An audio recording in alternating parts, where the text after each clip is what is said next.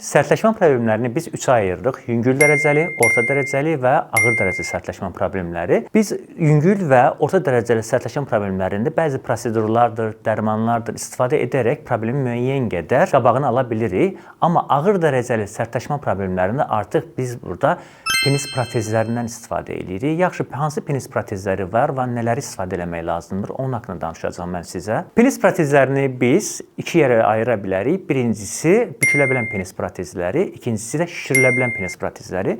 Bükülə bilən penis protezi çox daha sadədir, istifadəsi rahatdır. Eyni zamanda da müəyyən qədər büdcəyə də uyğundur.